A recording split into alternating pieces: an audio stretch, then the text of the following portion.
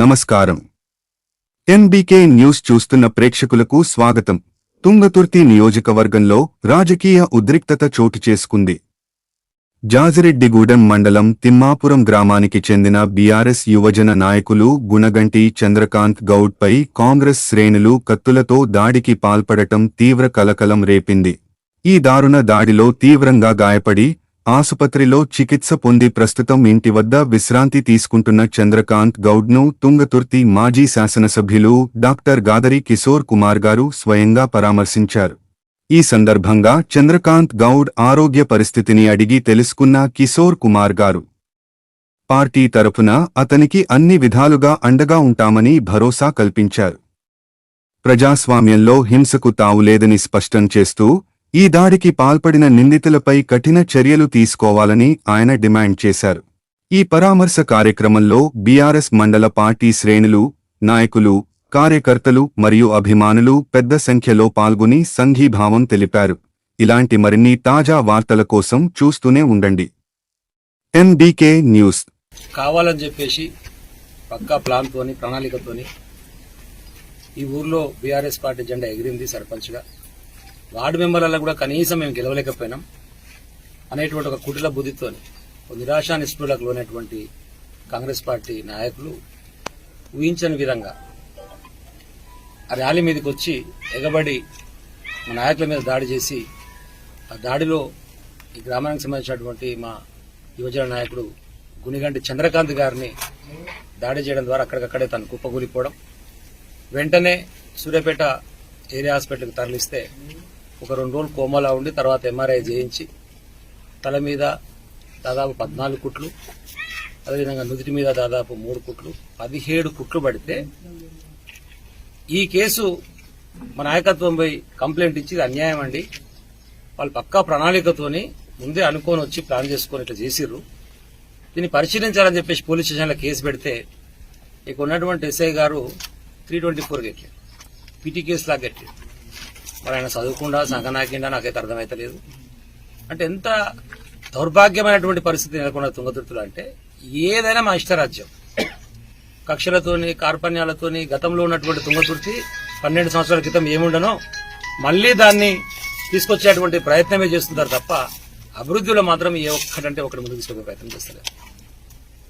మళ్ళీ మాట్లాడితే ఇంకా మాకు హింసీ రావాలి, వచ్చిన తర్వాత మేము దాన్ని పరిశీలిస్తాం అని మాట్లాడే పరిస్థితి.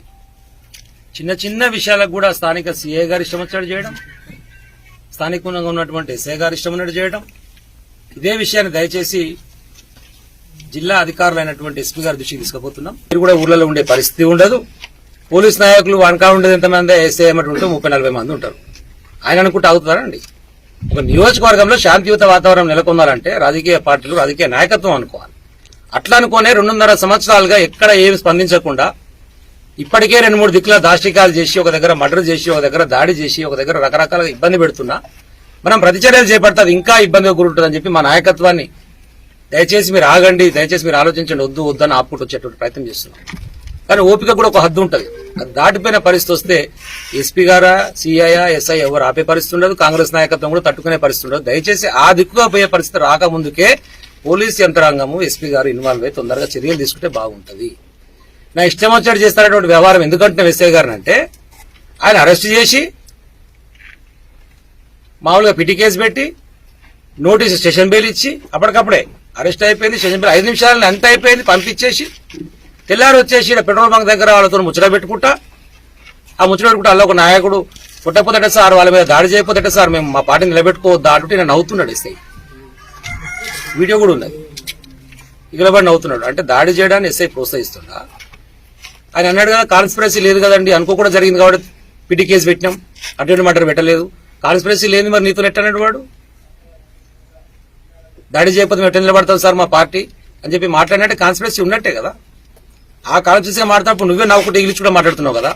తస్మాత్ జాగ్రత్త. ఎస్ఐ గారు, సిఐ గారు మీకు సరిగా తెలియనట్టుంది తుంగతుర్తి నియోజకవర్గం గురించి, ఇక్కడ ప్రాంత పరిస్థితుల గురించి, మరీ ముఖ్యంగా బీఆర్ఎస్ పార్టీ గురించి, అదే సందర్భంలో గాదర్ కిషోర్ గురించి 200% మీ బట్టలు తీసుకొచ్చే పరిస్థితి వస్తే దయచేసి జాగ్రత్త పెట్టుకోండి. సస్పెండ్ చేయించి మీ యూనిఫామ్ ఇప్పదీసి నడి రోజు నిలబడే పరిస్థితి వస్తుంది ఎస్ఐ గారు. ఆ పరిస్థితి తెచ్చుకోకు. ఇష్టం వచ్చాడు చేస్తానికి నీ అయ్యే జాగిరి కాదు ఇది. రాజ్యాంగానికి లోబడి పని చేయాలి. ఎవరు పని చేసినా, నువ్వు పని చేసినా, నేను పని చేసినా. నేను ఎస్ఐని కాబట్టి, స్టేషన్ హౌస్ ఆఫీసర్ని కాబట్టి నా ఇష్టం వచ్చినట్టుగా ఏది పెడతా అది పెడతా అంటే నడవవు ఇవన్నీ. తగిన మూల్యం చెల్లించుకోక తప్పదు. తస్మాత్ జాగ్రత్త. వెంటబెట్టి సస్పెండ్ చేయించినాక నేను ఎమ్మడి పడతాం. అది ఎస్ఐ అయినా సిఐ అయినా.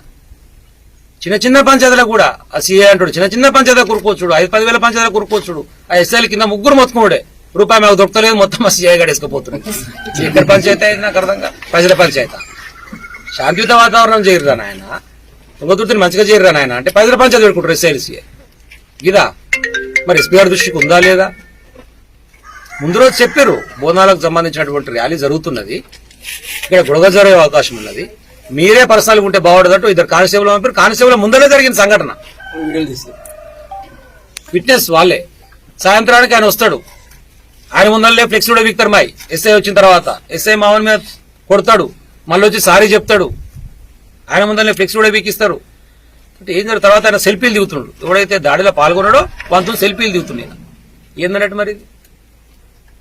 వెంటనే ఎస్పీ గారు స్పందిస్తే బాగుంటది. లేకపోతే కనుక లీగల్ గా చేయడానికి ఏమేమి అవకాశం ఉన్నాయి ఐజీ గారికి, డీజీ గారికి, మానవ హక్కుల కమిషన్ కి అందరికి కూడా కంప్లైంట్ చేసి, నేను చెప్తున్నా కదా వాళ్ళు యూనిఫామ్ బట్టలు కూడా తీసిన దాకా వాళ్ళు ఎమ్మటి ఏముంటుందా భూమి గుండ్రంగా ఉంటుంది. గతంలో కూడా చెప్పినా నేను. అయ్యప్ప 2.5 ఏళ్ళు చూసి చూస్తే ఇంకో 2 ఏళ్ళు నీకు ఇక షాన్ ఉన్నట్టుగా నౌకరు 2-3 ఏళ్ళు అయితే నీ ప్రొవిజన్ పీరియడ్ అయిపోయి వదిలిపెడతానే నేను. ఏడ ఉన్నా సరే ఒక్క జొన్నా సరే పట్టుకొచ్చి ముడ్డి మీద దాన్ని కూర్చోబెడతారు. అంత ఈజీగా ఏం వదిలిపెట్టాం. జాగ్రత్తగా పనిచేయి, ఇమీడియట్ గా చర్యలు తీసుకో, లేకపోతే తగిన మూల్యం తప్పదు. కింద జరుగుతున్న పరిస్థితులటనే, రాష్ట్రం ఉన్నటువంటి పరిస్థితులటనే. నేను స్వతంత్ర దినోత్సవం రోజు వాడు ఏం ఆడుతావు రేవంత్ రెడ్డి వాడు తలకాయనే లేదు. నువ్వు వాడికి ఇది వస్తుంది. అబద్దాలకు అంబాసిడర్ 70,000 ఉద్యోగాలు ఇచ్చినాము, రైతు రుణమాఫీ అయిపోయింది, అది అయిపోయింది అని ఆడ చెప్తాడు. ఆ సంగారెడ్డికి పోయి ఇష్టం వచ్చినట్టు ఆడ మాట్లాడతాడు. ఏంటంటే పైన నాయకత్వం అట్లా ఉంది, కింద సతాయించాలి. నాయకత్వాన్ని సతాయించాలి. అక్రమ కేసు పెట్టి వాళ్ళటే చేస్తారు, కింద ఉన్నటువంటి వాళ్ళటనే చేస్తారు. ఒకటి మంచి పద్ధతి కాదు. నేను మళ్ళీ చెప్తున్నా, ప్రతి ఒక్క బీఆర్ఎస్ పార్టీ కార్యకర్త కుటుంబానికి బీఆర్ఎస్ పార్టీగా మేము, మా మాజీ మంత్రి జగదీష్ రెడ్డి గారు, మా వర్కింగ్ ప్రెసిడెంట్ కేటీఆర్ గారు, మా అధినాయకులు కేసీఆర్ గారు ఎప్పుడు అండగా ఉంటాం. చీమ చిట్టుకుమన్నా సరే స్పందిస్తాం, మీకోసం నిలబడతాం. అవసరమైతే 1000 మంది తరలొచ్చి అవతలది ముడ్డి మీద దాన్ని కుసబెట్టినాక మేము నిలబడతాం. మీరు ఎవ్వరు అధైర్యపడాల్సిన అవసరం లేదని చెప్పి కార్యకర్త అంత ఈజీగా మొదలుపెట్టాం. 10 సంవత్సరాలు వచ్చినటువంటి తెలంగాణలో బాగా వెనుకబాటు గురైనటువంటి తుంగతుర్తిని అభివృద్ధి పదంలో ముందుకు తీసుకుపోవాలని చెప్పేసి ఒక్క చిన్న సంఘటన కూడా తావీయకుండా ఒకటొకటిగా అభివృద్ధి చేసుకుంటూ ముందుకు పోయే ప్రయత్నం చేసినాం. కానీ 2 సంవత్సరాల రాజకీయం ఇట్లా కాదు ఇట్లా చేయాలని చెప్పి మీరు నేర్పించారనుకో, తర్వాత తట్టుకునే పరిస్థితి మీ ఇష్టం, ఇక మీ కర్మ.